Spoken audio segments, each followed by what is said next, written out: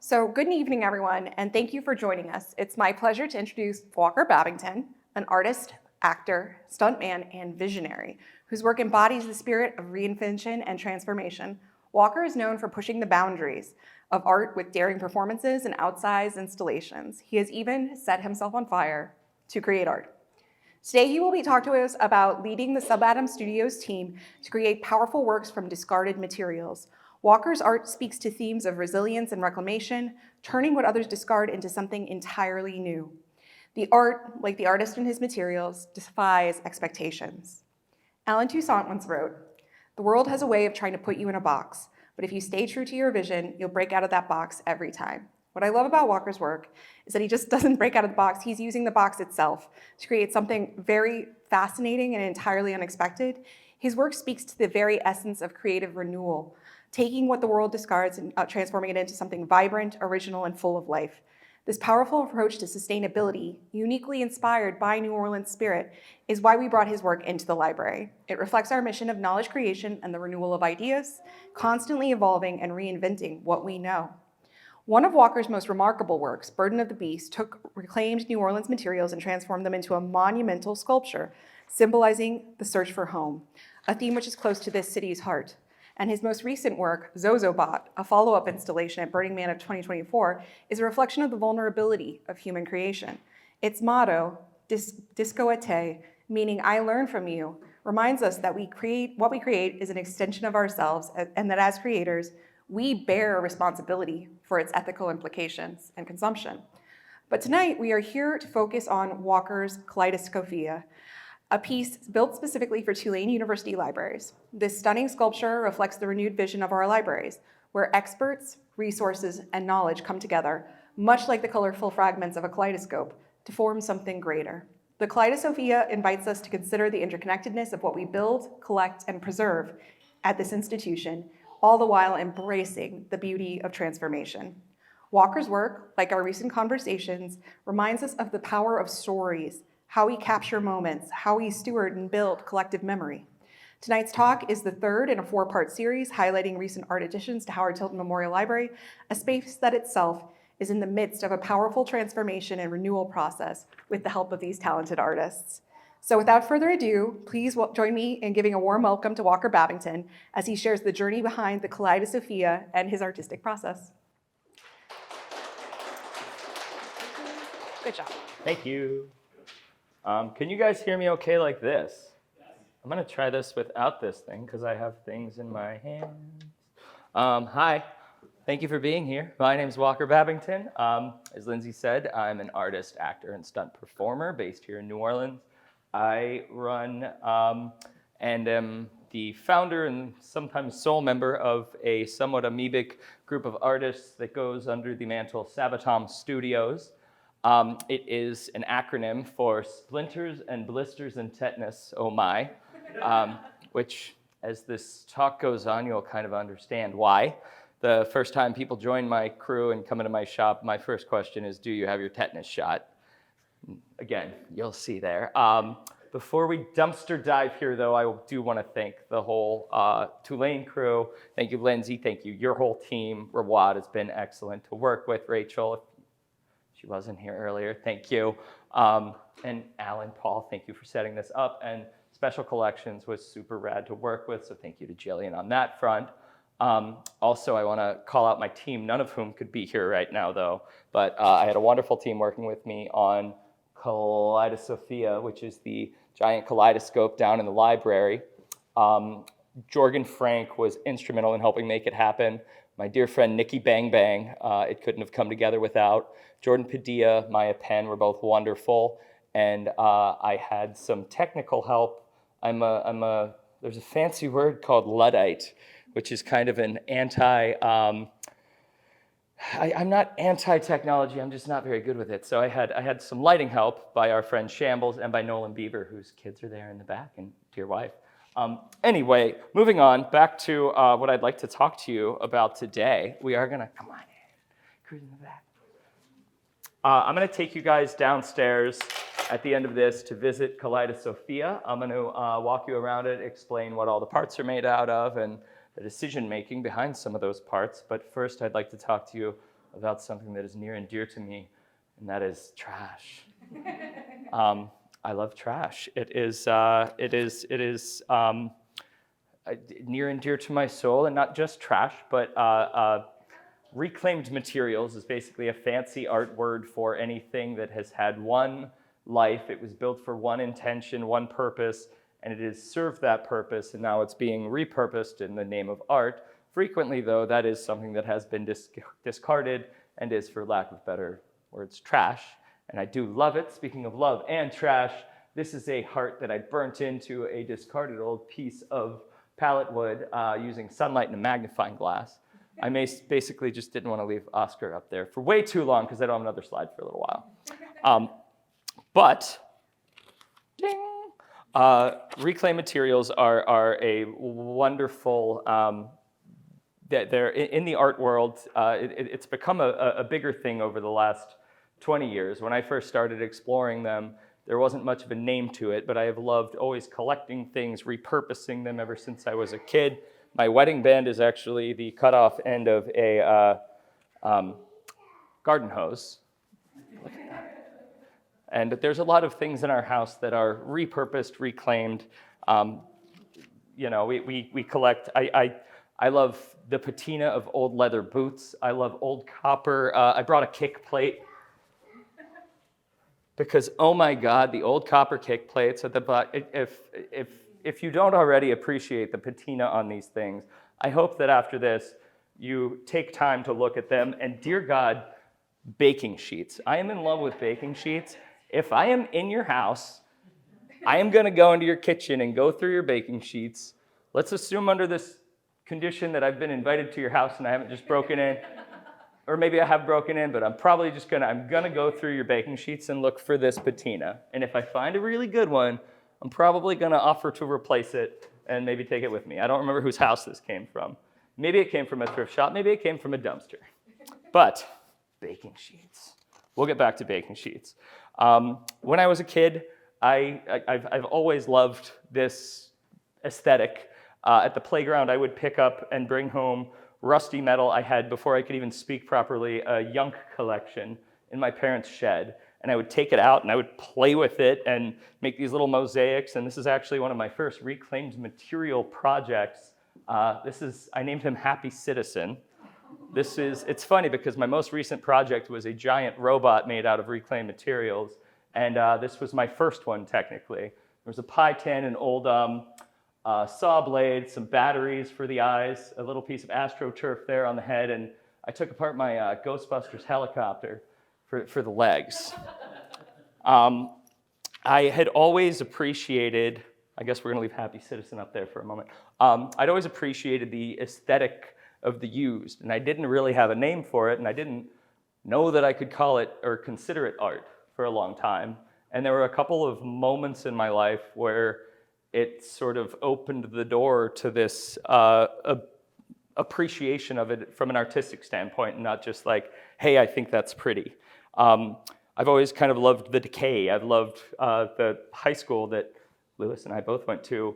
There was this abandoned half of a bridge that was now a fishing pier, and I used to just love to go and sit by it and look at the dock that had the old pieces of wood falling into the water. Part of the reason I fell in love with New Orleans is you have these gorgeous just areas where there's cracked German plaster peeling away to show like the Spanish masonry behind it, and there's moss growing up through it, and it just is the beauty of decay, which again I didn't quite know there was a name for.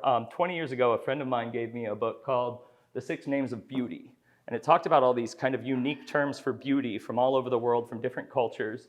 And one of those terms was a really fun thing to say, wabi-sabi, which is a Japanese term appreciating the beauty that is imperfect. And the imperfections in things are what make them so lovely. And I think part of the reason that people are so turned off by AI these days is it lacks that human element. It lacks those imperfections of wabi-sabi, which is so fun. Unfortunately, the closest Western approximation to it is probably shabby chic, which is not as deep or quite as fun to say. It's kind of as fun to say. But to be able to give a name to the appreciation just sort of, I don't know, validated my appreciation for those things. The other thing that made me feel like what I was looking at was justifiably art. I took a class in college called The Poetics of Everyday Life, and it was about an art movement that was kind of a post-Dada anti-art movement called Fluxus. And Yoko Ono was a part of it, so a lot of people hate on it, which is understandable. But also, there were a bunch of other heavy hitters out there. One of the most popular events from it was, they called them happenings. There was an artist named John Cage who did a piece called 4 minutes and 33 seconds, where he would sit down in front of a piano and open the cover and sit in front of it for 4 minutes and 33 seconds, and he would close it, not touch a key, and bow and walk away. And it was kind of viewed as this absurdist, like, okay, very funny gag, but the whole point of it was listening to the beauty of what's going on. And sometimes he would do it on a stage, but other times he would do it like in the street outside of Central Park. And the whole point of it is like the symphony is the birds, the symphony is the people honking the horns, the symphony is the people walking down the street. And I'm venturing a little bit away from trash right now, but the auditory equivalent of trash is probably New York City sidewalks, I would imagine. So if you can start to view that as something that can be symphonic, you can start to view trash as something that can be artistic. One of the kind of tenets of Fluxus is that a child's feet stomping in a puddle is more beautiful than any symphony you can go and hear. And it's kind of that whole notion of just the element of excitement and the moment is what makes art, as opposed to spending time crafting out every little element of a symphony. Our final exam in that class was a stage performance, and this was in Baltimore, so we weren't far from New York where the Fluxus movement had been, and there were several members from the original Fluxus movement. And this is 60 years after it had gone by, so many had passed on, but several of them came down. I got to do a headstand on stage in front of, in the audience was Jeffrey Hendricks, who was famous for doing headstands. That was his, Fluxus was kind of about taking the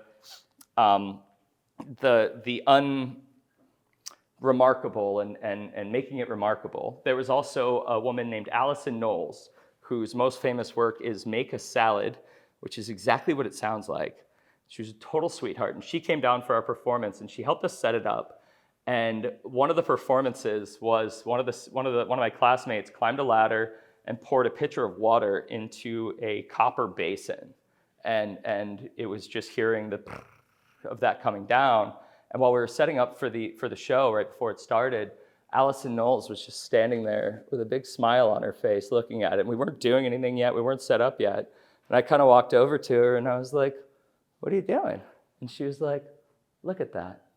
And I turned and I looked at the stage, and there was this beautiful old wooden ladder just standing in the center of the stage with a spotlight on it. And she was just like, it's giving us its solo. And I will never forget standing there with this accomplished artist, albeit for making a salad. But she did a lot of wonderful things. Her visual concrete poetry is phenomenal. I highly suggest you look it up. But being able to admire something that I, in all rights, thought was beautiful, but standing there with an artist and considering them, ooh, is that more old wood? Yeah. Sick. Love it. Thank you. How did you know?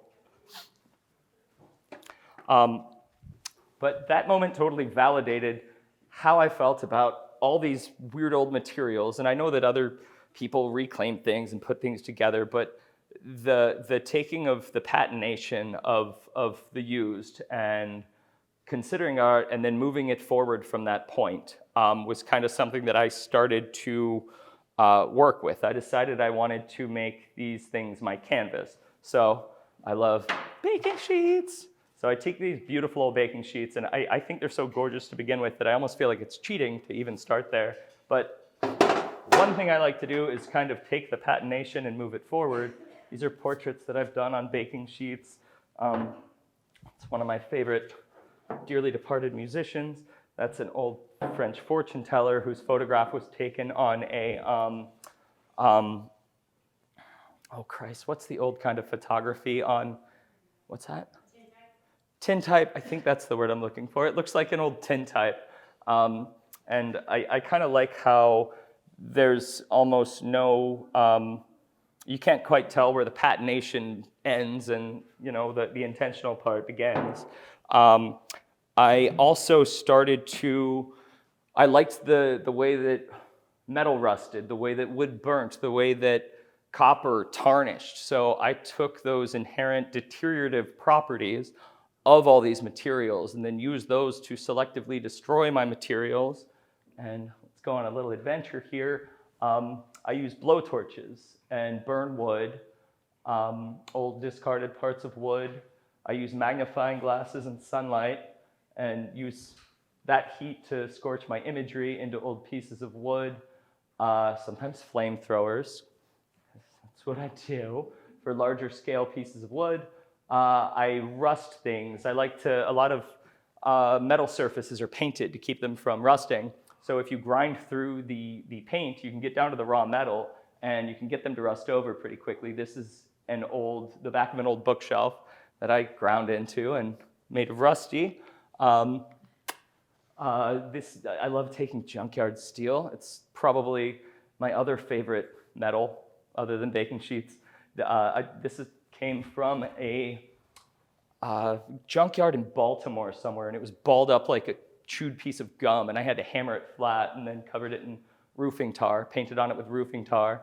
This is another piece of steel from that junkyard that I carved into and ground, old roofing tile ground. I love copper patination. I love the way old copper gutters start turning, so I got chemicals that would expedite the oxidation. Created that. Melting crayons, just destroying things in any way I could. Ice pick on a fancy table. Sometimes I combined things together. This was in India. I did burnt wood and rusted metal. This was a wall in Bangalore of an experimental building. So I covered all these panels in old reclaimed materials and burnt and rusted a flock of birds of different feathers that all came together to, in the top two panels, it's kind of hard to see, but they form the shadows of Freddie Mercury's face. He's screaming into a microphone. There's the mouth, the mustache, the eyes, the ears up there. But anyway, it was very interesting trying to score reclaimed materials in India because they do not want to give you used old stuff. And if you go in there looking like the British Raj with a name like Walker William Babington, they think you want brand new metal, and they will try really hard to give you brand new metal, and they will tell you it won't rust. And if you say, I want it to rust, they're like, oh, yes, this will rust. And I'm like, I want your old stuff. And they want to, it's a fun experience, and I could give a whole symposium on trying to get reclaimed materials in India, but that's for another time. I would mix things together, copper gutter nailed to an old crate lid that's burnt with a tarnish. This is a cherry tree, the branch of a cherry tree through the seasons. Winter is rusted steel, autumn is burnt wood, carved door, and I like also taking drywall and peeling away the layers of that, peeling away different layers of wallpaper. And then I started working with the material. Sometimes had such an interesting story to it that I would sometimes want to take the inherent meaning of the material and connect that to the subject of the piece. So let's see, I think I have some of these. So this is a skateboarder who I put on a skateboard. This is a friend of mine who got into the culinary arts, and I carved him into a table with a fork just to sort of I was trying to find ways to connect what people were doing and to how they were being portrayed in my show. My friend had a son who she named Burning. His first name was Burning, so I made a burning of Burning, and this is actually the first burning. I did it as a joke, but it was so beautiful that I wound up just running with it, and this was the first burning I made, and that kind of set me off on a multiple-year journey of burning imagery. This is the hood of my 1970s Mercedes that I loved, and when it finally died, I was not going to let it get hauled away without, I took it apart and took every part off of it and carved and rusted imagery into it, and this is from a photo of me sitting on the trunk of that car.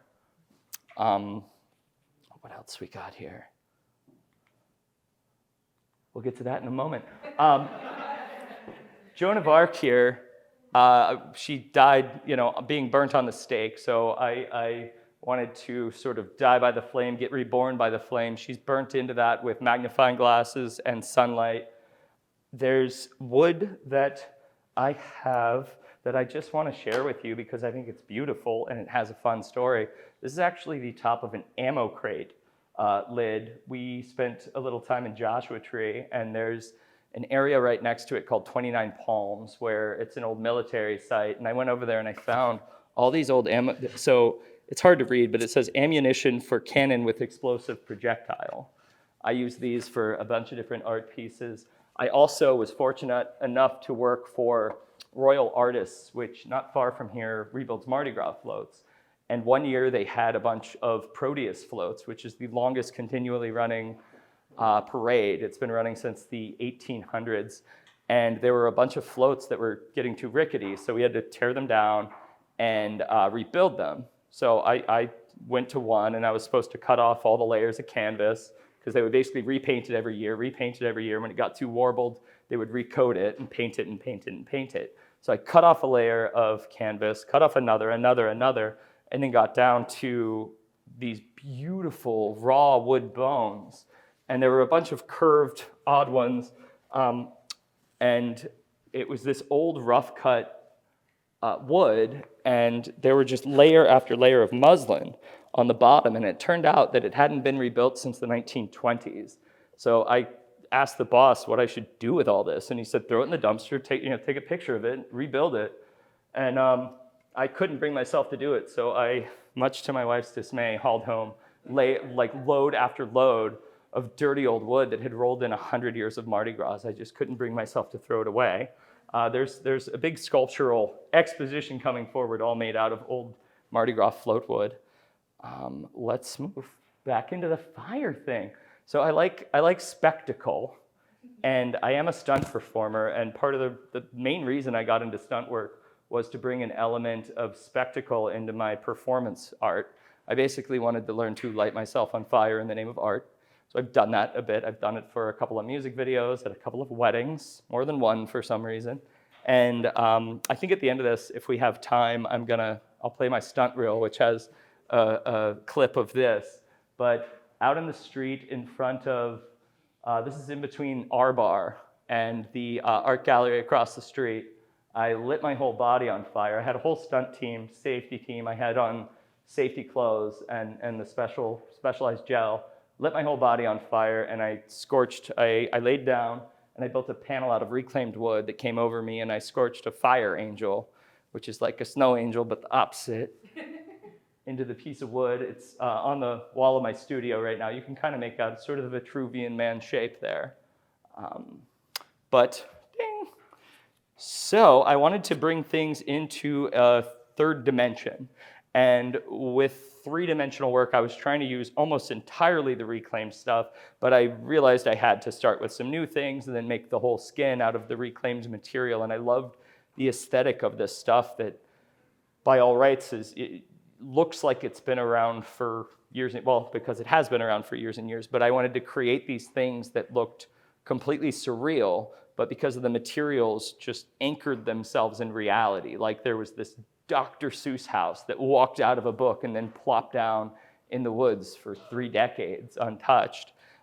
So I started creating what I came to call large-scale dreamscape symbolist folk art sculptures. And as far as I know, I'm probably the #1 large-scale symbolist dreamscape folk art sculptor in North America right now. So you're welcome. But the first one I made was Baba Yaga, which is a Russian folktale about a witch who lives in a hut that walks around on chicken legs. And I lucked out and found a dumpster of a house that was being sided.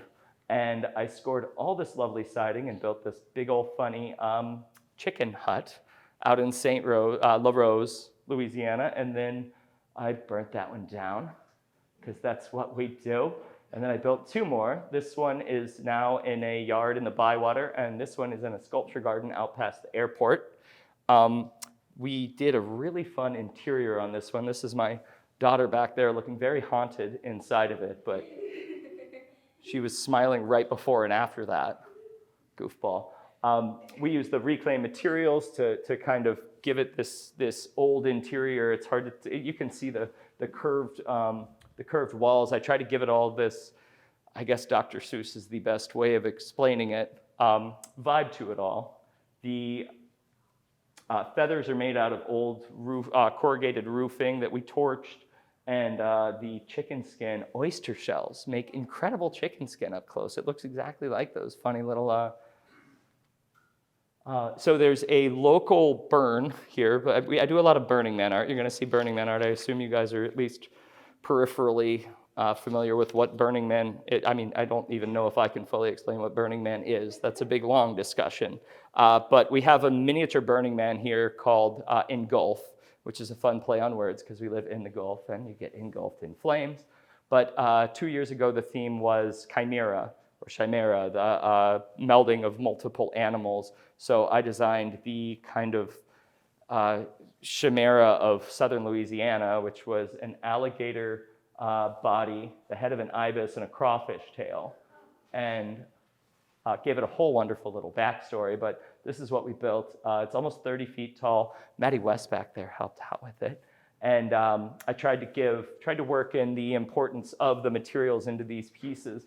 The back of the alligator has cypress knees on it and sort of implicating the swamp along with the driftwood. The bird for the whole backstory of it eventually had the gods cutting it up into sort of the land and the sea and the sky. And for the bird, I used palms from the palm trees around the parks around here. I eventually stabbed that one in the chest with a flaming spear and burnt it down. And it was a beautiful fire. Got hired to build a giant, this is the Kaleidos Shack, which is kind of a precursor to Kaleidos Sophia. This is a 30-foot tall 30-foot wide shade structure commissioned by Bonnaroo. The center column of it has a 10-foot tall kaleidoscope in the middle. So you could lay down on the bottom and look up and have all kinds of funny imagery spinning around. This is Burden of the Beast, which is possibly my magnum opus other than Kaleidos Sophia. This was what we built for Burning Man last year. It's a giant bison with a house through the torso. It is almost entirely built out of materials from houses that have been wrecked or damaged by climate change. And the idea of the piece is that it was a house that got destroyed by a hurricane, and all the life that had been lived in it over the years seeped into the floorboards and inspired it to stand back up and make for higher ground to begin anew. The hair on the sides, it's hard to tell, but it's the plaster from behind, or the lath from behind plaster walls. Let's see, I have a zoomed in piece. So here's more of that lath. There we go. So there's a detail on the leg. We used almost entirely just chunks of housing and decorative pieces from furniture that had been destroyed. The entire roof was shingled with fences that had been wrecked in, not Katrina, but Hurricane Ida. It was a little too late to get Katrina stuff. That's been about 20 years now. But the piece is built, let me go to the end and I'll come back, 14 feet off the ground, which is if you're building anything new along the bayou, it has to be at least 14 feet up. That's the 100-year flood mark. So it's basically what you would need to march your way toward higher ground in the event of another big nasty flood when it comes. The interior was a nightmare to construct. This ceiling is the hardest thing that I have ever framed, and the walls of it, I kind of wanted the entire house to have all come together. So it was the idea that the living room, the kitchen, the bedroom, all had sort of congealed into a single room here. So we had kind of one kind of wallpaper peeling away to reveal another one, peeling away to reveal another one, back to the first one. So you're in this kind of Mobius strip of decay, which I'm writing that down. I just came up with that, my God. Zozobot is the most recent one that we did.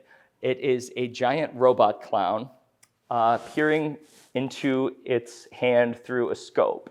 As you come up to it, it looks like it's checking something out in its hand, but Once you get up there, you realize there's nothing there.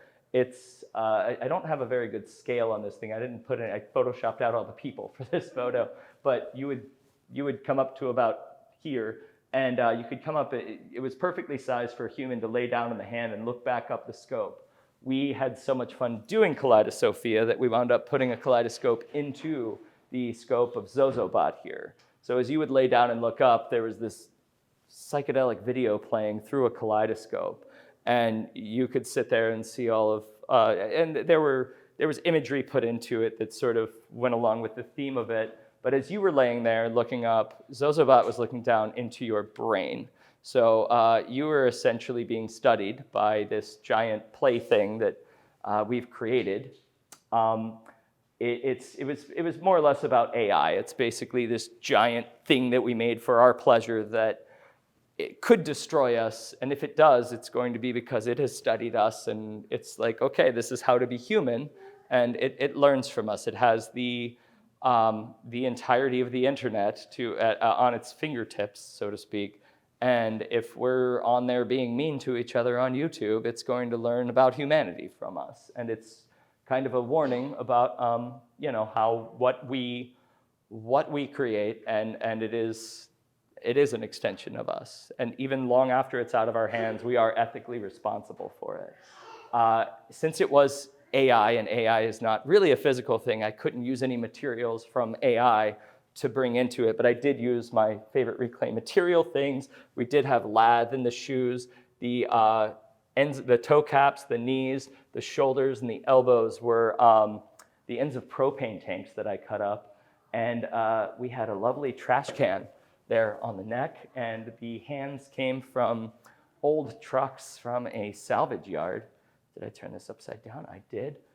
The skin, I really wanted to look like a desert sunset at dusk, so we painted it that way, and really glad how that came together. What have we next? We're going to be going downstairs shortly, but first I want to show you one cute little video, and I do want to talk about Kaleidosophia momentarily. I'll tell you more about it downstairs, but essentially when I first started talking to Lindsay about doing this, she mentioned that the library system is a lot about the crossroads of tradition and innovation right now. As we trend into a more digital world, libraries in their old sense were fading out. So this whole notion of bringing innovation along with tradition is kind of something that stuck with me on this. So I tried to create something that was archaic but also modern. I kind of wanted it to seem like it was a mad scientist futuristic thing that sat in a basement for 100 years, and they found it and pulled it back out. It has a lot of old elements. It has some new elements. It's fun. We'll head down there shortly. I kind of wanted to give it a little bit of a throwback to the Age of Discovery, kind of post Dark Ages, but pre-Renaissance, when we were just kind of trying to figure out how to really put things together without quite the full revolution of technology and industry. Also, it was really important for me. It was really wonderful to be able to build that because my grandfather actually graduated from Tulane in 1949. And who was it that helped find this photo? That was what? Anne. Thank you, Anne, for helping me find. This was my grandfather. It's blurry. It's not a great image on here, but helped me find his graduation photo. He graduated from Tulane in 49. With a degree in mechanical engineering, which I guess they don't have here anymore, but it was fun to create a weird mechanical sculpture here. So 2 more quick things that I built. If you guys have a little dose of wholesomeness in you real quick. My wife and I, when she was very pregnant, we decided we were gonna have a quick wedding before the baby was born. And we wound up planning a real wedding over the course of a month, and all the places were booked. So I said, let's build a chapel. So in 1 week, while she was 8.5 months pregnant, we built an entire 23-foot tall chapel. There's some stair balusters up there. I have a bunch of weird curved molding that I've been collecting over the years. Old closet doors that we carved down. This is a fan blade. And we built that out of trash, and got married in front of it, and it was beautiful. Some of y'all were at the wedding. And then during COVID, I went absolutely bananas for a little bit and was like, I need to hyper-focus on something. And so I built my daughter a playhouse I'd collected 100-year-old teardrop siding from Austin, Texas, drove it all the way up to Maryland, where my parents were, where we kind of hunkered down for a bit of COVID, and made one of the most complicated, simple things I've ever made. It's a pentagonal playhouse with the only right angle is on the door. Everything else is slightly, the walls are 3 degrees outward, which is super pointless, I learned. Doesn't really have that much of an effect and makes every angle a little bit harder. And there's a really cute 2-minute video, if you guys don't mind, of us building it. And you won't see as many reclaimed materials, I realized in the beginning, but they'll show up. And I based a lot of the shapes on existing pieces of wood that I'd found out there that I wanted to use.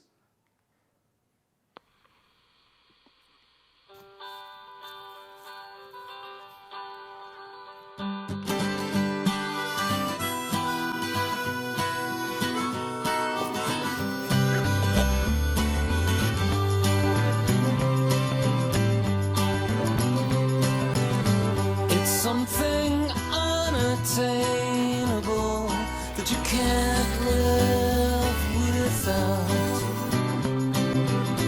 And now the unexplainable has you riddled with doubt. Things begin, things decay, and you've gotta find a way to be okay. But if you wanna spend the day wondering what it's all about, go knock yourself out.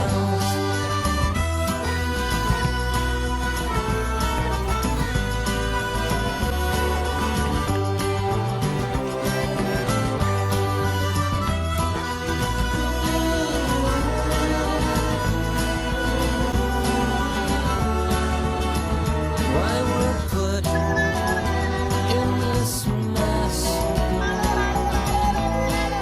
is anybody's guess. It might be a test, or it might not be anything you need to worry about. But if you're still in doubt, go knock yourself out.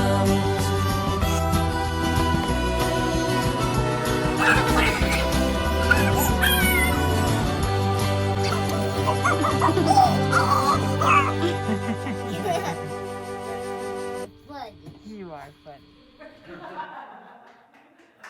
Thank you. So the portraiture I did was a lot more sort of rough edged, and then when I broke into the 3D realm, I realized I started making it very, very wholesome, which is funny because I consider myself kind of a scumbag. But there was this element that I've been kind of chasing with my sculptural work, which honestly I didn't think about much until I was putting together this talk. It was kind of nice to be able to write down why I do what I do. And I realized that what I really like about building the large-scale things is that a lot of large-scale things out there are kind of have to be done by like architects more or less. And what I like to do is folk art. I'm more or less a self-taught builder, and a lot of times folk art is sort of the antithesis of architecture. It's not considering the strength of things. So you don't get to build large scale all that much. So luckily I've been able to work hand in hand with some architects and engineers who have helped me build this large scale stuff. We've had a lot of luck at Burning Man. We've had a lot of really wonderful feedback out there. And I think part of the reason is that we make this handmade, this stuff that is undeniably like human all over it. And it's of the scale that folk art and outsider art doesn't really get to be a lot. My goal basically for the original Baba Yaga hut that I had shown at the beginning was for it to look absolutely janky. Like there's no way I should climb that. It is going to fall down. But if you climb up in that thing and you shake it as hard as you can, it's not going anywhere.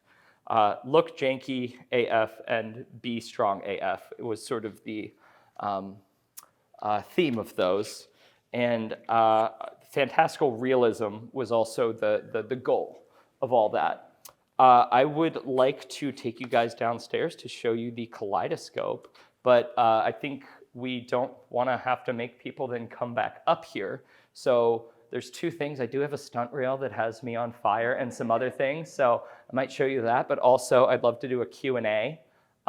So if you have any questions, hold on to them for 3 minutes, and this is slightly violent inherently, but I assure you everything's more or less fake.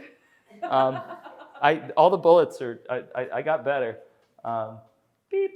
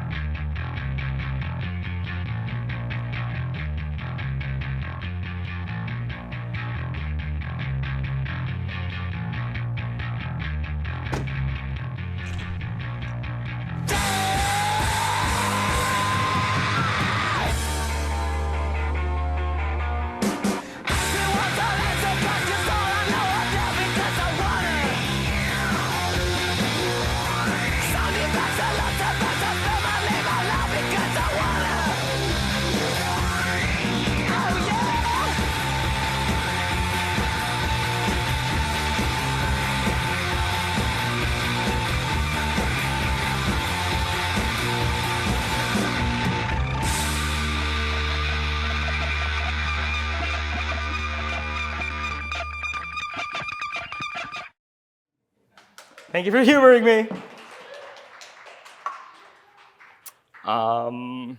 That is mostly that. If I can leave you guys with anything at the end of all this, it is mostly that you can call art whatever you want to call art. If you like something, you're allowed to just like it and think that it's pretty. And if you, God forbid, want to make art, you can do that however you want, and it's okay if other people think that it's trash. Thank you. But actually, on the notion of art, there's one more thing that I wanted to throw in there that I left out. There was a class where we discussed a discussion that is so old and rusty that I should think it's beautiful, but it's pretty annoying, and that is, what is art? And we talked about it in this class, and I kind of liked that we wound up with two deep opposing definitions. We talked about every possible definition, and on one end, it was anything that you put on display to be considered art. I could take everyone in this room and take their license picture photo and blow it up and put it on the wall with frames around it, and that would be an art gallery, and I could argue that that's art. The far other definition is, do you like it? Does it make you feel something? Do you think it's pretty? And if so, does it matter if you call it art? Does it matter if you don't call it art? And I like this school of thought, but I think both are equally valid. And thank you for coming here. And if there's any questions, I'll answer those. And if not, let's go look at the kaleidoscope. Yay! Hit me. How did you learn to do all those stunts? Are you self-taught, or I looked do you up. practice at I, home? I tried to be self-taught. That was not the best method of getting into stunt work.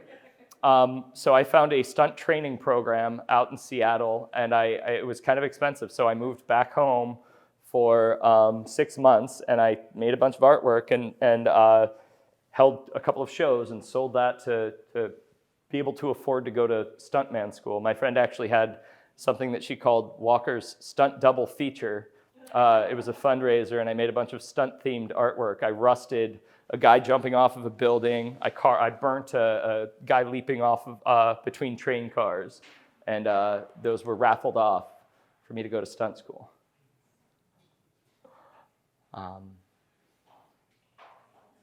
Cool. You guys want to come see Kaleidosophia? Cool. Let's do it. Welcome downstairs. This is Kaleidosophia. So the word kaleidoscope means basically looking at beauty, or the beauty of looking. We named this Kaleidosophia, which means the beauty of looking at knowledge. It was obviously set to be in a library, and we wanted to include some kind of element from here into it, and we wound up talking to Special Collections, and they let us delve into their library. It's okay. Delve into their library of crazy old imagery, and we got this beautiful slew of images and wound up making kind of a collage of them up in this far disc. The kaleidoscope has 3 different functions. When you look into it, there is a wheel here that turns the wheel on the end there. There is a button on the side here that changes colors of lights along the inside. That was kind of our neo element to mix in with the tradition. And then there is an air pump here that shoots a little blast of air all the way through here, through the middle, up into the end where we've got a little feather chamber, and it shoots these feathers into a fun little circle. The piece is made out of a bunch of different things. A lot of times with the reclaimed materials stuff, I will start with a sketch and then try to find things that fit in with them. With this one, I totally didn't know what to start with, and I went hunting for, sometimes the materials dictate where things go, and so I went on the hunt. I knew kind of what I wanted the tube to look like, and I lucked out by finding an antique water heater, and that was kind of the first element. So this is a water heater from the 1890s that I got. When we got it, it was kind of a silvery gray. We tarnished it and gave it kind of this old brassy look. And from there, we'd already had our scope underway. Some of our old brass kick plates we wound up cutting up and bending around it. I found an antique fan on some ridiculous antique roadshow type of site, and lucked out and won the fan while I was actually having dinner with Lindsay and Lewis.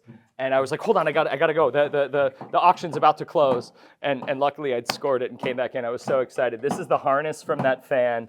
This is the cage that went around the fan itself. We even have one more element inside somewhere. I wanted to make the entire thing all reclaimed. I was trying to make this function actually out of this old, it's not an egg beater, it's an old hand drill. But there was a problem in that every time you turned the handle, it spun the top end. There was like a 1 to 10 ratio. And for that to not go absolutely nuts, it had to be like a 20-to-1. So I was trying to reverse engineer this, and it wouldn't fit inside of there. And then luckily, Nikki Bang Bang, who helped build it, said, "Hey, buddy, maybe the innards can be new things. It's okay."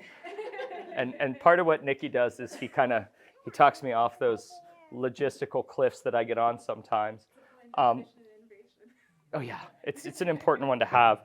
The floor I lucked out, actually. My friend had bought the Pearl, which is like a legendary. Look inside, Aria. Look inside the hole up here. The Pearl is this legendary event space that was over in the Bywater, and he was redoing the place, and I got their flooring, which is this beautiful old antique floor that we kind of kept as original as possible while not leaving it completely filthy. We have no idea what this is. It came from the Red Beans and Rice crew. It is a harness that we believe is from a ship, some kind of bracket to hold something, but I loved the odd shape of it, and it wound up being perfect for our kind of scope's angle. This is a nautical window. I cut the middle out of a beautiful old tray that I was going to bring, but we wound up cutting up the rest of it to put in our other kaleidoscope that we put in the robot's hand. I wanted to use a coffee canister for this, but it didn't quite fit, so I wound up having to pull the lens out of an old projector for this guy. We've also got an antique bike pump. Willa, show him the bum. That's how you operate the feather chamber at the end. Right here is the middle of a pulley, and right here, this little bell is the top of a chandelier that would go on the ceiling that things would come down from. I'm sure I'm missing elements of this thing that are exciting. We got an old swinging chair. We wanted to make the thing ADA compliant. So originally it was gonna have a seat built in, but then we decided we wanted to have the chair swing out of the way so wheelchaired students could enjoy it as well. And it's a fun little thing to come explore. So I hope you come and check it out. And every once in a while, we are going to be delving back into special collections and changing out the disc on the end. And I believe that's just about all. Thank you for coming.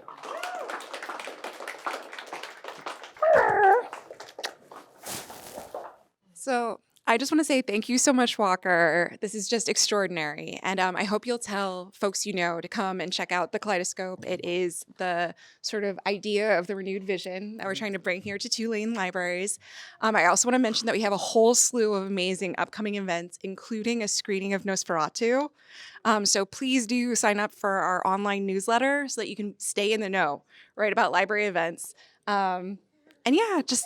It's the thing I'll say about the Kaleidoscope that I maybe love the most, and that's the reason I picked it as sort of the idea of the library, is it's about play, right? It's about reminding yourself that being serious about your studies does not mean being dreary, right? Like being desperate or feeling any of those feelings, which are also like very natural as part of the learning process. So we hope that people will come here and play with the Kaleidoscope and get to know the libraries a little bit more. Thanks again, Walker. Thank you. Thank you for having me. Thank you for coming.